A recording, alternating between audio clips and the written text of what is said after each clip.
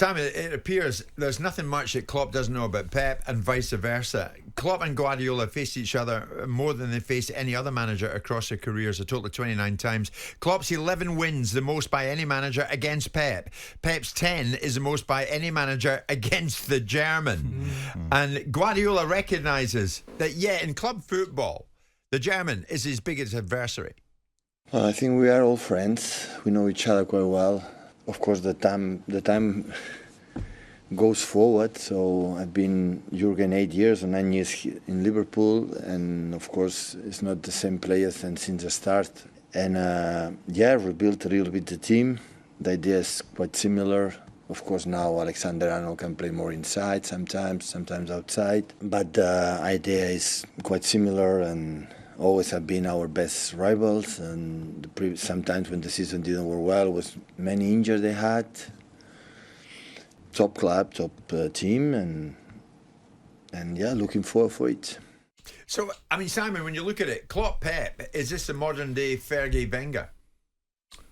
I suppose you could draw that parallel because of the personalities and the influence that they've had over English football from different reasons. Wenger changing Arsenal from what they were to what they became, and changing football in lots of different ways with the thinking and the cerebral way he approached it, and metamorphosising Arsenal into an appealing proposition rather than boring Arsenal, which was the regular chant that was cried out when George was running it and previous managers, which I think is unfair. But notwithstanding, I think it was unfair. But that's what they got. That's what they got. Well, in this instance, with Klopp, you've got a new generation of football manager now. This football has really changed in the last 10, 12 years, even beyond the Ferguson time, where it's really become personality-driven to some extent and Disneyfication. So these characters, these very large characters, and specifically Klopp, really resonate with people, and that's why I think it's such a sad thing to lose him. I mean, things don't last forever, and I think Klopp will be really missed in the Premier League. I think it's a sad situation that we're losing that sort of personality, that sort of charisma, and that sort of impact, because there are not many of them, and that will be followed, I suspect, in reasonable short time by Guardiola. I don't think he'll hang around that much longer. I think if he does another treble this year, which is perfectly capable, he's the sort of manager that goes out when people want more, not less. Not that I can ever imagine there's going to be a period of time when they want less from Guardiola. But I do think it's a remarkable... I don't think it's the same rivalry as there was between Wenger There's more and respect. Ferguson. There's more respect. I thought Sir Alex Ferguson, when Arsenal stopped being as really competitive as they were, I think it was easier to like Arsene Wenger. And I think that's why they came together more because Arsenal weren't winning the trophies. When he first came, Manchester United were running English football. In 92, they came in.